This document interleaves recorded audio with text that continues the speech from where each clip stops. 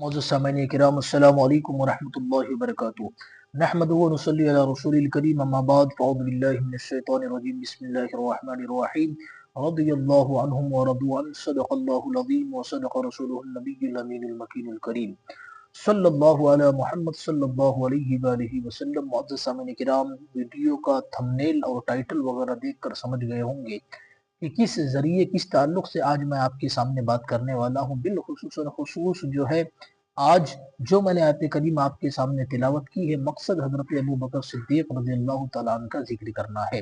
اللہ تبارک و تعالیٰ نے قرآن مقدس میں اعلان فرمایا، یہ وہ لوگ ہیں جن سے اللہ بھی راضی ہے اور یہ بھی اللہ سے راضی ہیں، کیونکہ انہوں نے ایسے عمل کیے، ایسے کام کیے ایمان لانے کے بعد میں۔ حضرت ابو بکر صدیق رضی اللہ تعالیٰ عنہ کی بہت بڑی ذات بابرکات ہے۔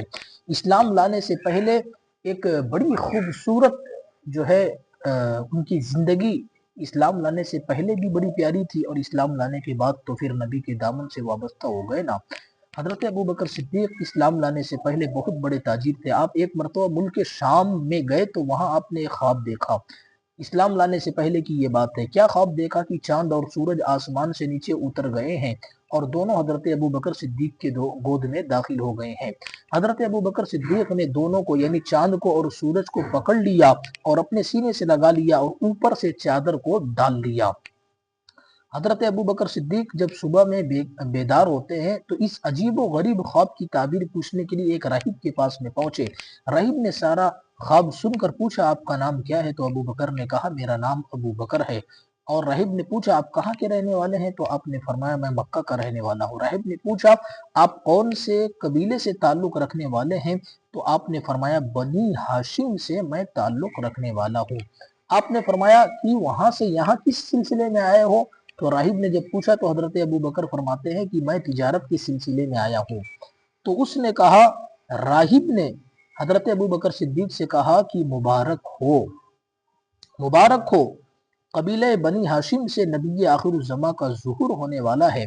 اگر یہ نبی پاک صلی اللہ علیہ وسلم نہ ہوتے تو اللہ تبارک و تعالی زمین و آسمان کو کبھی نہ پیدا فرماتا اور نہ ہی کبھی یہ کائنات کو ظاہر فرماتا، اور جملہ انبیاء کرام بھی کبھی پیدا نہیں ہوتے۔ وہ نبی پاک ہیں، رسولوں کے سردار ہیں، سب انہیں محمد الامین کے نام سے یاد کریں گے۔ اے ابو بکر، اس خواب کی تعبیر یہ ہے کہ تم اس کے دین میں داخل بھی ہوگے اور ان کے جو ہے اول وزیر بھی بنو گے اور اس کے خلیفہ بھی بنو گے۔ اے ابو بکر، میں نے اس نبی پاک صلی اللہ علیہ وسلم کا تذکرہ توریت میں بھی پڑھا، انجیل میں بھی پڑھا، زبور میں بھی پڑھا ہوں، اور میں ان پر ایمان لا چکا ہوں اور ان کے دین میں داخل ہو چکا ہوں، مگر عیسائیوں کے خوف سے میں نے اپنا ایمان چھپا رکھا ہے۔ مگر چونکہ آج تم میرے پاس میں آئے تھے خواب کی تعبیر پوچھنے کے لیے، تو آج میں نے ساری حقیقت بیان کر دی۔ حضرت ابو بکر صدیق رضی اللہ تعالیٰ عنہ جو بھی ایمان نہیں لائے تھے، یہ سن کر بڑے متاثر ہوئے، دل پر رقت طاری ہوئی اور نبی پاک صلی اللہ علیہ وسلم سے ملاقات کا شوق بڑھا۔ فوراً مکہ واپس آیا اور حضور پاک صلی اللہ علیہ وسلم کی خدمت میں حاضر ہوئے۔ حضور کو دیکھ کر دل باغ باغ حضرت ابو بکر صدیق کا ہو گیا۔ ابو بکر دیکھ کر نبی کو مسکرائے، نبی نے بھی ابو بکر کو دیکھا اور مسکرانے لگے۔ فرمایا کہ اے ابو بکر صدیق، دین اسلام میں داخل ہو جاؤ۔ تو حضرت ابو بکر صدیق عرض کرتے ہیں، یا رسول اللہ صلی اللہ علیہ وسلم، مجھے بھی کوئی معجزہ آپ دکھا دیں۔ حضور نے مسکرا کر فرمایا، ملک شام میں جو خواب دیکھ کر آئے ہو، راہب نے جو تعبیر سنائی ہے، وہ میرا معجزہ ہی تو تھا۔ سبحان اللہ۔ جیسے ہی اتنا کہا، پیارے نبی صلی اللہ علیہ وسلم نے حضرت ابو بکر صدیق پکارنے لگے، اشہد اللہ الہ الا اللہ واشہد ان محمد عبدہ ورسولہ۔ آپ اندازہ لگائیں، حضرت ابو بکر صدیق جب اسلام لاتے ہیں تو انداز کیا تھا، اسلام لاتے ہیں تو وہ وقت کیسا تھا۔ بہت بڑے تاجر تھے آپ۔ آج بڑا مشکل ہوتا ہے پیسے والوں کو دین کی طرف آنا، بڑا مشکل ہوتا ہے اپنی عادتوں کو چھوڑ کر شریعت مطہرہ کی طرف ڈھلنا، مگر آپ دیکھیں، نیکیوں میں بات کر لیں حضرت ابو بکر صدیق کی، تو نیکیاں کیسی ہیں آپ کے پاس۔ ایک رات جب کہ آسمان صاف تھا، ستارے چمک رہے تھے، حضور دو عالم صلی اللہ علیہ وسلم حضرت ام المؤمنین عائشہ صدیقہ کے پاس تشریف فرما تھے۔ حضرت عائشہ نے آسمان کی طرف دیکھا، حضور سے دریافت فرمایا، یا رسول اللہ، جتنے آسمان میں تارے ہیں اتنی کسی شخص کی نیکیاں بھی ہو سکتی ہیں؟ حضور نے فرمایا ہاں۔ صدیقہ نے عرض کیا، یا رسول اللہ، وہ کس کی ہے؟ حضور نے فرمایا حضرت عمر کی۔ حضرت عائشہ یہ سوچ رہی تھی کہ میرے ابا جان کا نام لیں گے پیارے نبی، مگر حضور نے عمر کا نام لیا۔ ام المؤمنین کا جب یہ خیال تھا، مگر وہ خیال تو پورا نہیں ہوا نا، کیونکہ نام حضرت عمر کا آ گیا۔ تو حضرت عائشہ صدیقہ پکارنے لگی، یا رسول اللہ، میرے والد کی نیکیاں کدھر گئی ہیں؟ یہ مشکات شریف کی حدیث ہے، ذرا غور کیجئے گا۔ حضور نے فرمایا، اے عائشہ، عمر کی سب نیکیاں ابو بکر کی نیکیوں میں سے ایک نیکی کے برابر ہے۔ سبحان اللہ، یعنی حضرت ابو بکر کی نیکیوں کا کیا عالم ہے، آپ اندازہ لگائیں۔ اور یہ بڑی معتبر حدیث ہے جو میں آپ کو سنا رہا ہوں۔ اور بھی آپ اندازہ لگائیں، آج لوگ جھگڑا کرتے ہیں نا جی کہ یہ چاروں خلیفہ کی آپس میں بنتی نہیں تھی، یا بالخصوص حضرت ابو بکر حضرت علی کی نہیں بنتی تھی۔ ایک حدیث پاک سن لیں، نزہۃ المجالس میں یہ حدیث پاک جو ہے نا نقل کی گئی ہے۔ ایک دن حضرت ابو بکر صدیق رضی اللہ تعالیٰ عنہ حضرت مولا علی کی طرف دیکھتے ہیں اور دیکھ کر مسکراتے ہیں۔ مولا علی نے دریافت فرمایا، جناب مجھے دیکھ کر آپ کیوں مسکرا رہے ہیں؟ مجھے دیکھ کر آپ کیوں مسکرا رہے ہیں؟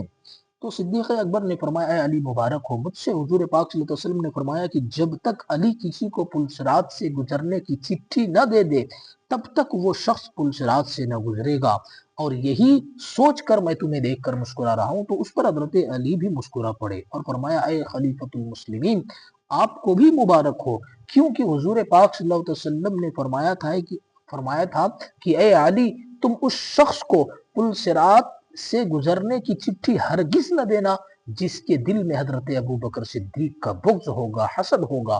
آپ اندازہ لگائیں ان لوگوں کا کیا ہوگا جو حضرت ابو بکر سے بغض رکھنے والے ہیں، وہ پلسرات سے کیسے گزر سکیں گے؟ اس لیے ہمیں اور آپ کو چاہیے کہ یہ بڑے لوگ ہیں، بڑے لوگوں کے درمیان میں اختلافات کو نہ ڈھونڈے، یا جو ہے ان کے جھگڑے کو نہ تلاش کریں۔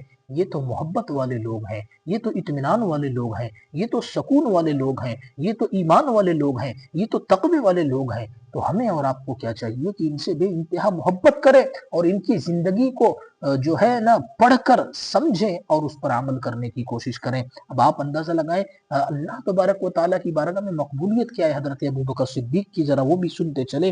ایک مرتبہ حضور پاک صلی اللہ علیہ وسلم نے حضرت ابو بکر صدیق کو اپنی انگوٹھی مبارک دی اور کہا کہ اس پر لا الہ الا اللہ لکھوا کر لے کر چلے آؤ۔ حضرت ابو بکر صدیق رضی اللہ تعالیٰ عنہ جاتے ہیں اور اس انگوٹھی پر نقش کروا لیتے ہیں۔ کیا نقش کرواتے ہیں؟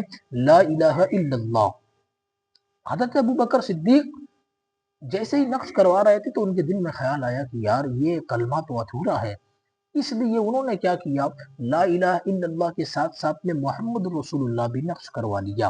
اور نقش کروانے کے بعد جب وہ انگوٹھی لے کر نبی کی بارگاہ میں پہنچے اور پیش کیا تو آقا کریم صلی اللہ علیہ وسلم کیا دیکھتے ہیں کہ وہاں لا الہ الا اللہ محمد رسول اللہ بھی لکھا ہوا ہے، اور ساتھ ہی حضرت ابو بکر صدیق کا بھی نام لکھا ہوا ہے، ساتھ ہی حضرت ابو بکر صدیق کا بھی نام لکھا ہوا ہے۔ نبی نے فرمایا، ابو بکر میں نے تو کہا تھا کہ لا الہ الا اللہ لکھوا کر لانا، یہ کیا لکھوا کر لائے ہو؟ تو حضرت ابو بکر صدیق عرض کرتے، یا رسول اللہ، میں نہیں چاہتا کہ رب کے نام سے آپ کا نام جدا ہو، وہاں کلمہ ادھورا تھا، اس لیے میں نے اپنے دل سے اپنی محبت سے اس کلمے کو مکمل کر کے لا الہ الا اللہ محمد رسول اللہ لکھوا دیا۔ اور کہا، ابو بکر یہ تمہارا نام یہاں کیسے؟ اتنے میں اللہ تبارک و تعالی حضرت جبریل امی کو نبی کی بارگاہ میں بھیجتا ہے اور وہ پیغام لے کر آتے ہیں کہ پروردگار عالم کا ارشاد ہے کہ اے محبوب، ابو بکر نہیں چاہتا کہ اللہ اور رسول کا نام جدا ہو، تو اللہ بھی نہیں چاہتا کہ نبی کا اور ابو بکر کا نام جدا ہو۔ سبحان اللہ، اللہ کی بارگاہ میں کتنی مقبولیت ہے کہ اللہ کے نام کے ساتھ ساتھ حضرت ابو بکر نے نبی کا نام جوڑا، تو اللہ تبارک و تعالی نے نبی کے نام کے ساتھ میں ابو بکر کا نام جوڑ دیا۔ وہ حضرت ابو بکر صدیق جن سے آج لوگ بغض رکھ رہے ہیں، ان کا نام لینے میں شرم آ رہی ہے۔ پورے امت مسلمہ کا یہ عقیدہ ہے کہ آپ خلیفہ اول ہیں، بلا فصل آپ خلیفہ اول ہیں، کوئی شک اور شبہ کی بات نہیں ہے۔ حضرت بلال حبشی رضی اللہ تعالیٰ عنہ غلام تھے نا، جب مسلمان ہوئے تو ان کے مالک امیہ نے، جو بڑا دشمن رسول تھا، کافر تھا، حضرت بلال حبشی کو سخت ایذائیں دینا شروع کر دیتا ہے۔ صدیق اکبر رضی اللہ تعالیٰ کو جب پتہ چلا نا تو آپ نے بہت بڑی قیمت کا سونا دے کر حضرت بلال کو آزاد کروا دیا۔ کون ہے حضرت ابو بکر صدیق؟ صحابی ہیں حضرت ابو بکر صدیق۔ کون ہے ابو بکر صدیق؟ خلیفہ اول ہے حضرت ابو بکر صدیق۔ کون ہے حضرت ابو بکر صدیق؟ یار غار ہیں حضرت ابو بکر صدیق۔ کون ہے حضرت ابو بکر صدیق؟ وہ ہیں جنہوں نے حضرت بلال حبشی کو آزاد کروایا. اور کیوں آزاد کروایا؟ کیونکہ ایک مرتبہ دیکھا تھا نبی کی آنکھوں میں بلال حبشی کی محبت کا آنسو چھلک رہا ہے. یہ ابو بکر صدیق کو دیکھا نہ گیا اور فوراً امیہ کے پاس میں جا کر بے انتہا سونا دے کر حضرت بلال حبشی کو آپ آزاد کروا لیتے ہیں. اللہ اکبر کبیرہ. یہ وہ داستانیں ہیں جو کتابوں میں چھپی ہوئی ہے، چھپی ہوئی نہیں ہے. تو ہمیں اور آپ کو چاہیے کہ پڑھے، نہیں پڑھ سکتے تو سنیں اور سن کر ان جو ہے اللہ کے محبوبین سے محبت کریں. اب آئیے آخری بات کر کے میں اپنی باتوں کو ختم کرنے لگا. حضرت ابو بکر صدیق اپنی آخری مرض میں حضرت علی کو بلاتے ہیں اور وصیت کرتے ہیں، اے علی جب میری وفات ہو جائے نا تو تم مجھے اپنے ہاتھوں سے غسل دینا، کیونکہ تم نے ان ہاتھوں سے نبی کو غسل دیا ہے. اللہ اکبر کبیرہ. پھر مجھے پرانے کپڑوں میں کفن دے کر اس حجرے کے سامنے رکھ دینا جس میں حضور پاک صلی اللہ علیہ وسلم کا مزار ہے. پھر اگر بغیر کنجیوں کے تالا کھل جائے تو وہاں مجھے دفن کرنا، ورنہ عام مسلمانوں کے قبرستان میں جنت البقیع میں مجھے لے جا کر دفن کر دینا. اللہ اکبر. یہ محبت نہیں تو اور کیا ہے؟ آدمی وصیت کس سے کرتا ہے؟ دشمن سے وصیت کرتا ہے اور جس کے ساتھ میں اس کا جھگڑا اس سے وصیت کرتا ہے؟ بالکل نہیں. آدمی جس سے محبت کرتا ہے نا زندگی کی آخری وصیت بھی اسی کو کرتا ہے. حضرت صدیق اکبر اپنی وصال مبارک سے پہلے جب یہ وصیت دے دیتے ہیں، اللہ اکبر، بہت بات لمبی نہ ہو، جب آپ کا وصال ہوا نا تو حضرت ابو بکر صدیق کو غسل مولا علی نے دیا اور آپ کو جو ہے کفن وغیرہ پہنا کر آپ کا جنازہ لے جا کر رکھ دیتے ہیں. کہاں؟ نبی پاک صلی اللہ علیہ وسلم کے مزار انور کے سامنے رکھ دیتے ہیں. اور جیسے ہی رکھ دیا جاتا ہے نا حجرہ شریف کا دروازہ خود بخود کھل جاتا ہے جہاں تالا لگا ہوا تھا اور آواز آنے لگی. کیا آواز آتی ہے؟ ادخلوا الحبیب الی الحبیب. حبیب کو حبیب سے ملا دو. کیوں؟ کہ حبیب کو حبیب سے ملنے کا اشتیاق ہے، یعنی شوق رکھتا ہے. اللہ اکبر کبیرہ. جب حجرہ شریف سے حضرت ابو بکر صدیق کے دفن کرنے کی اجازت ہوئی تب جنازے مبارک کو جو ہے اندر لے جایا گیا اور حضور پاک صلی اللہ علیہ وسلم کے کندھے مبارک کے قریب آپ کو دفن کر دیا گیا. اللہ اکبر. اللہ اکبر. کون اندازہ لگا سکتا ہے حضرت ابو بکر صدیق کی زندگی کا؟ آج بھی وہ کل بھی یار غار ہو کر نبی کے ساتھ تھے. صبح بھی ساتھ تھے، شام میں بھی ساتھ تھے، سفر میں بھی ساتھ تھے، حجر میں بھی ساتھ تھے، غار میں بھی ساتھ تھے اور آج مزار میں بھی ساتھ ہیں اور کل اٹھیں گے جب حشر کے میدان میں تو بھی نبی کے ساتھ ہوں گے. اللہ اکبر. اس لیے مسلمانوں ہمیں اپنا عقیدہ بالکل صاف رکھنا ہے. کیا ہمیں ان سے محبت کرنا ہے، نہ کہ ان سے بغض رکھنا ہے، نہ کہ ان سے حسد رکھنا ہے اور نہ تو ان باتوں میں الجھنا ہے کہ کون پہلا، کون دوسرا، کون تیسرا. یہ جو ہے باتیں واضح کر دی گئی ہیں. پہلے خلیفہ حضرت ابو بکر صدیق، دوسرے خلیفہ حضرت عمر فاروق، تیسرے خلیفہ حضرت عثمان غنی اور چوتھے خلیفہ حضرت مولا علی شیر خدا ہے. ہم سب سے محبت کرنے والے ہیں پر جو ترتیب ہمیں دی گئی ہے اس میں ہم الٹ پھیر نہیں کر سکتے. کہنے سننے میں بتانے میں کوئی غلطی ہو گئی ہو تو اللہ تبارک و تعالی اپنے پیارے حبیب سرور کائنات صلی اللہ علیہ وسلم کے صدقے سے معاف عطا فرمائے. السلام علیکم ورحمۃ اللہ. جو حضرات بھی ویڈیو کو یہاں تک دیکھے ہیں نا اور ہم سے نہیں جڑے ہیں تو آپ چینل کو سبسکرائب کر کے ہم سے ضرور جڑ جائے اور ویڈیو اچھی لگی ہو تو لائک کر دینا اور بات سمجھ میں آ گئی ہو تو اپنے دوستوں کے ساتھ میں شیئر کر دیں. جی چلے، السلام علیکم.